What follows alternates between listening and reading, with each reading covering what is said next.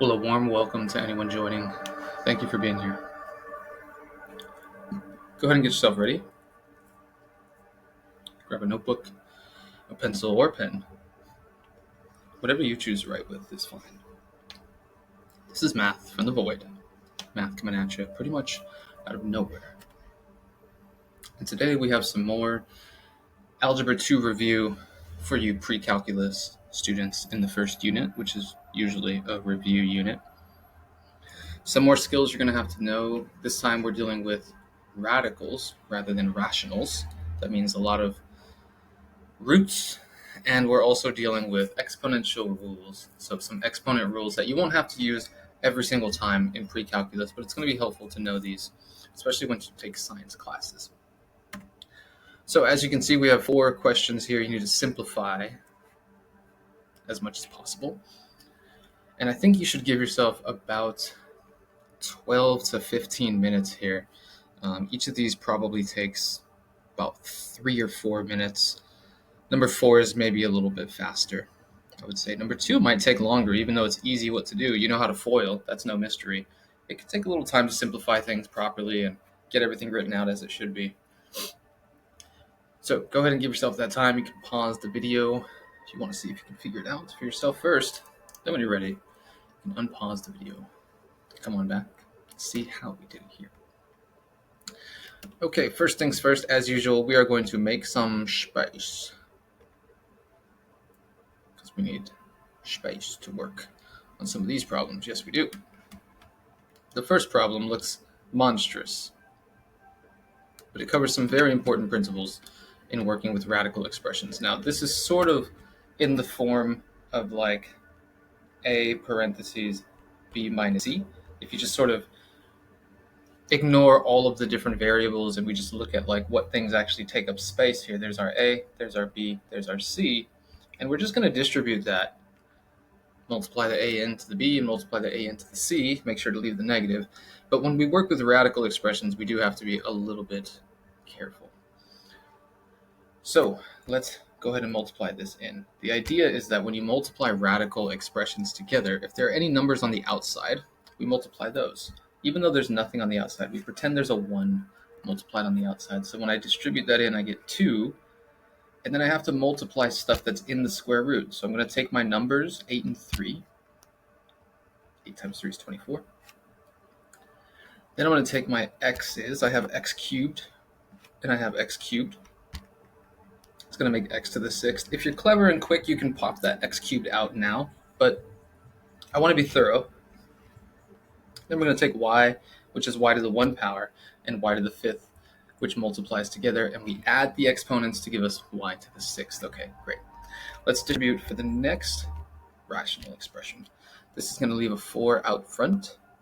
And now we're looking at the numbers again. Whoops. Where did my numbers go?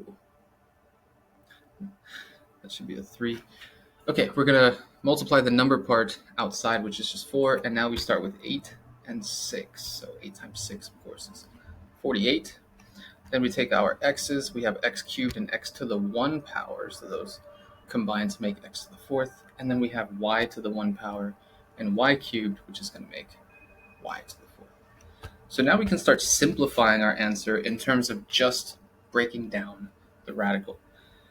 Whenever we're doing a square root, we need to take out squares and pull them out as single powers. So what I mean is this is just x cubed squared. And since it's in a square root, it's going to pop out. Similarly, this 24 is like square root of 4 times the square root of 6. The square root of 4 pops out as a 2, so I'm going to put times 2.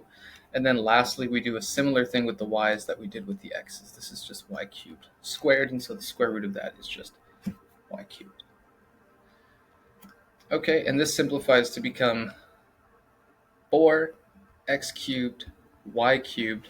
And I almost forgot, there is still some stuff in the radical. We're still left with this square root of 6. It's sort of a lone survivor. Nobody else is there with it. Let's take a look at this other expression that we have to simplify. We're going to break down 48. It breaks down into the square root of 16 and the square root of 3. The square root of 16, of course, is just 4. So this is going to turn into 4 times 4.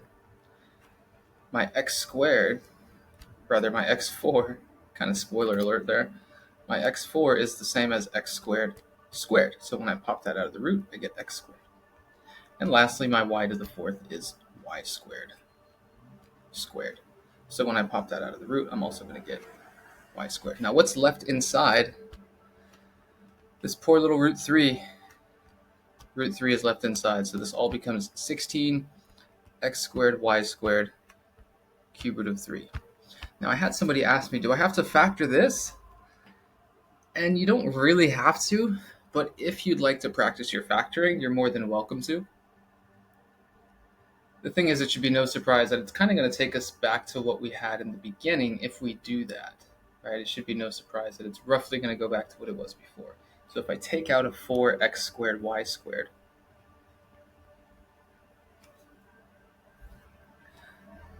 this would leave me with xy root 6 minus 4 root 3, and these are equivalent. I wouldn't consider one more simplified than the other, but I do think that it's nice to know how to factor and practice factoring whenever possible. Okay, nice. Let's move on to number 2, which I would suggest you simplify radicals in first, so we can simplify this. This is the same as 2 root 2. And this here is the same as 2 root 3. That's the square root of 12. So it's recommended to simplify that out first so that we have 10 root 2 minus root 2. And if I tricked you into thinking that you have to FOIL this, then because this here does simplify together simply to be 9 square root of 2, right? If I have 10 root 2's minus 1 root 2's, then I have 9 root 2's, just like if you have 10 apples minus 1 apple, so you're left with 9 apples. That's basic algebra. And then we can just distribute this, still using the distributive property, but no FOIL is required here. We just have to distribute it straight across. So this is going to give us 9 times 2, because we multiply the outside numbers first, and then we're going to have square root of 2 times square root of 3, which is square root of 6.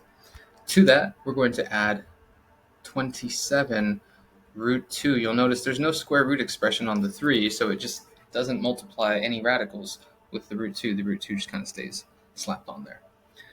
And that's all she wrote. Very quick one there. Very quick. So if you did the FOIL process and didn't simplify your radicals ahead of time, then you wasted your time a little bit. You don't want to waste time. All right, let's move on to number 3. Yes, simplifying these exponential expressions. A key skill you want to be able to do. You want to be able to work with negative exponents in particular, especially when you get to calculus. My goodness, negative exponents seem to just like demolish students' abilities to do calculus because they're not using the negative exponents properly, which is, a shame. It's a shame. So make sure you're good with exponents, not just for today, not just for this Unit 1 test, but for the rest of the course and hopefully for the rest of your math careers. That means you go into calculus, great. You'll need to use negative exponents. Even if that means you're just going into physics or chemistry or something like that, you will have to use negative exponents at some points. Maybe less in chemistry, but definitely in physics. Okay, enough blab. Let's work about this. I'm going to work this out from the inside out. So what we're going to do first is we're going to simplify the numbers in here. 3 over 15, that's simply 1 over 5. Okay, not bad. Now, this sort of battle between x terms, we have x to the minus 4 on top and x cubed on bottom. Remember that these negative exponents, if I have a to the negative n power, it's the same as flipping it down onto the bottom. So really, it's like I have 4 additional x's on the bottom. And that's going to combine with the 3 that I have on bottom and leave us with x to the 7th. If you wanted to do this, shall we say, more like proper, you could take the top exponent, subtract the bottom exponent, you get a negative 7, which means the x's are in the bottom because it's a negative 7 result, not a positive 7 result. If it were a positive 7 result, we would have x to the 7th in the numerator, but we don't. All right, next let's take a look at these y terms. We have y over y squared. Of course, that's just going to leave one y on the bottom, but let's work out the exponents. It's y to the 1 power, so we write a 1 minus 2, and that gives us negative 1, which means we have a y to the 1 power in the denominator. And lastly, on the inside, we have this battle of the z's. The z's are throwing down. z4 over z, that gives us z cubed. There we have it. Take the 1 away. And this is all still to the negative 3 power. So how do we deal with a negative power? We just kind of saw what happens there. It flips things as a fraction, which means we're going to flip this. And this is all going to be to the 3rd power. Nice. So we have to be very cautious on how we apply this power. It needs to distribute to all of the powers that we have here, even that bottom power, which means I'm going to have 5 cubed, I'll fix that in a moment, x to the 21, y cubed over z9. You see how that works? I basically just multiplied all the exponents by 3. Not hard to do. And this fully simplifies by doing 5 to the 3rd power, which is 125. We'll have x to the 21, y cubed over z9, and there we have it. It is simplified. It's not this like intense inside fraction with x's and y's and z's and lions and tigers and bears, oh my, on the top and bottom, and this exponent on the outside of everything. It's just like every individual component that needs to be there already has its proper exponent. Okay, very nice. Let's move on to the last problem. This last problem is rather tricky. Now for 5th root, that is sort of like the power of the root. It's not just a square root. It's not just a cube root. I made it harder. This is a 5th root. So we need to take out perfect 5th powers. That would be like 1 to the 5th, which is 1. 2 to the 5th, which is 32. That's going to come in handy. 3 to the 5th, which is 243. We are not going to use that because we can't factor 64 into anything that's bigger than 64. This is going to turn into 32 in a 5th root and 2 in a 5th root. But this is a nice, perfect 5th power. So a 2 is going to pop out of this radical.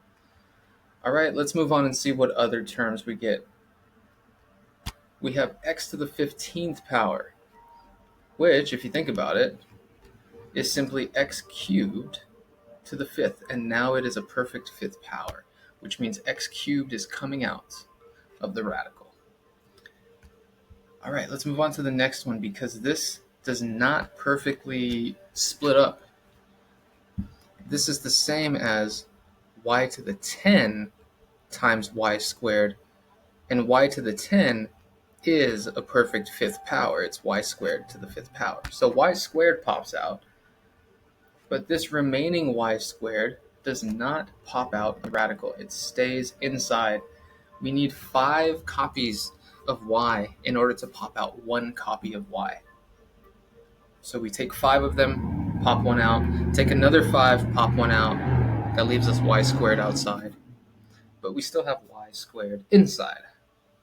Right. And the last term here, z10, that one is really nice. It's just z squared to the 5th power. So it's a perfect 5th power. So we're going to have z squared popping out. Let me move this radical a little bit. In fact, I'll just rewrite this. That radical was a little long. I thought maybe more terms would stay inside, but we only have y squared in here.